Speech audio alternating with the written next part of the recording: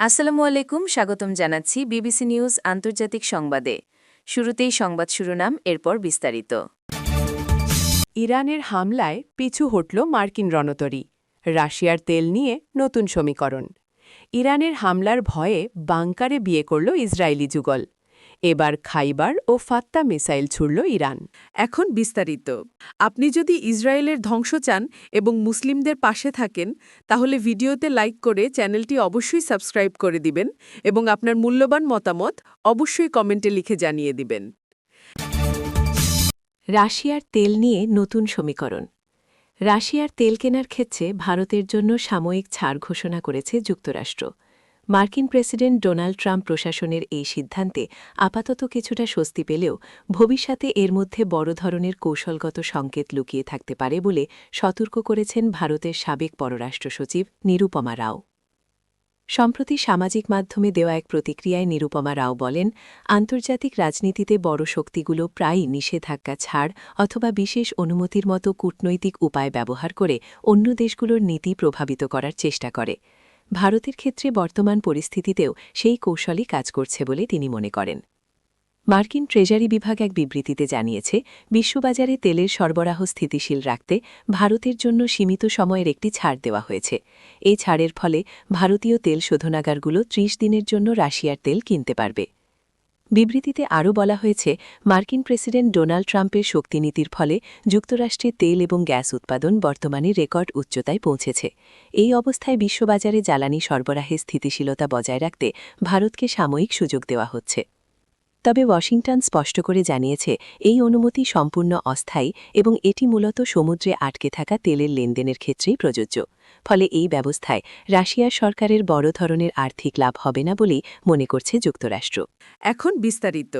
আপনি যদি ইসরায়েলের ধ্বংস চান এবং মুসলিমদের পাশে থাকেন, তাহলে ভিডিওতে লাইক করে চ্যানেলটি অবশ্যই সাবস্ক্রাইব করে দিবেন এবং আপনার মূল্যবান মতামত অবশ্যই কমেন্টে লিখে জানিয়ে দিবেন।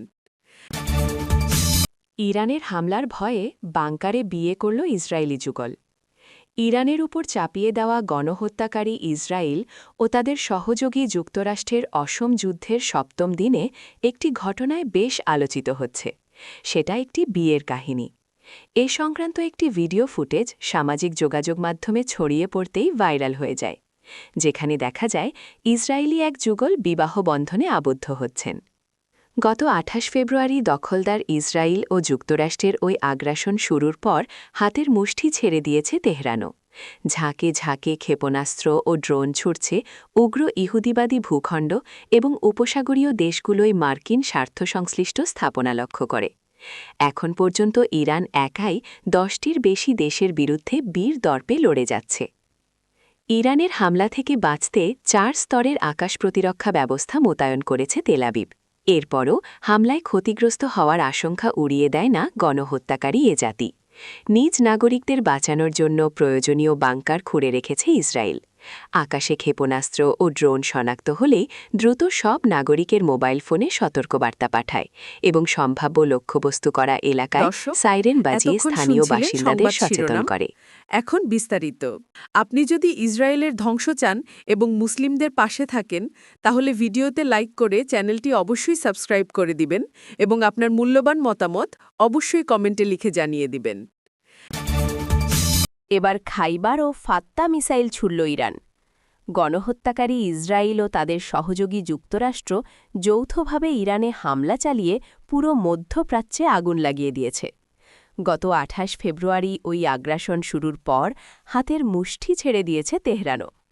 ঝাঁকে ঝাঁকে ক্ষেপণাস্ত্র ও ড্রোন ছুটছে উগ্র ইহুদিবাদী ভূখণ্ড এবং উপসাগরীয় দেশগুলোয় মার্কিন স্বার্থসংশ্লিষ্ট স্থাপনা লক্ষ্য করে। এখন পর্যন্ত ইরান একাই ১০টির বেশি দেশের বিরুদ্ধে বীর দর্পে লড়ে যাচ্ছে। এবার তারা নতুন প্রজন্মের অস্ত্র ব্যবহার শুরু করেছে বলে ইসলামী প্রজাতন্ত্র জানিয়েছে। ইরান জানায়, Islamic revolutionary guard corps IRGC operation true promise 4-এর ২২তম ধাপ শুরু করেছে। খোররাম শহর 4, খাইবার এবং ফাত্তা ক্ষেপণাস্ত্রের একটি বিশাল বহর নিয়ে মধ্য ইসরায়েলে এই হামলা চালানো হয়েছে। এক ঊর্ধ্বতন সামরিক কর্মকর্তা প্রকাশ করেছেন যে ইরান এ পর্যন্ত মূলত 1 দশকের পুরনো ক্ষেপণাস্ত্র ব্যবহার করেছে এবং দীর্ঘস্থায়ী যুদ্ধের জন্য নতুন উন্নত অস্ত্র প্রস্তুত রাখছে। তাসনিম নিউজ এজেন্সির তথ্যমতে আইআরজিসির জনসংযোগ বিভাগ জানিয়েছে, যুদ্ধের ৭ম দিন শুক্রবার ৬ মার্চ বিকেলে ইয়া হুসেইন ইবনে আলী কোড নামে এই অভিযান শুরু হয়। এখন বিস্তারিত। আপনি যদি ইসরায়েলের ধ্বংস চান এবং মুসলিমদের পাশে থাকেন, তাহলে ভিডিওতে লাইক করে চ্যানেলটি অবশ্যই সাবস্ক্রাইব করে দিবেন এবং আপনার মূল্যবান মতামত অবশ্যই কমেন্টে লিখে জানিয়ে দিবেন। এবার খাইবার ও ফাত্তা মিসাইল ছুড়ল ইরান। গণহত্যাকারী ইসরায়েল ও তাদের সহযোগী যুক্তরাষ্ট্র যৌথভাবে ইরানে হামলা চালিয়ে পুরো মধ্যপ্রাচ্যে আগুন লাগিয়ে দিয়েছে। গত ২৮ ফেব্রুয়ারি ওই আগ্রাসন শুরুর পর হাতের মুষ্টি ছেড়ে দিয়েছে তেহরানও। ঝাঁকে ঝাঁকে ক্ষেপণাস্ত্র ও ড্রোন ছুটছে উগ্র ইহুদিবাদী ভূখণ্ড এবং উপসাগরীয় দেশগুলোয় মার্কিন স্বার্থ সংশ্লিষ্ট স্থাপনা লক্ষ্য করে। এখন পর্যন্ত ইরান একাই 10টির বেশি দেশের বিরুদ্ধে বীর দর্পে লড়ে যাচ্ছে।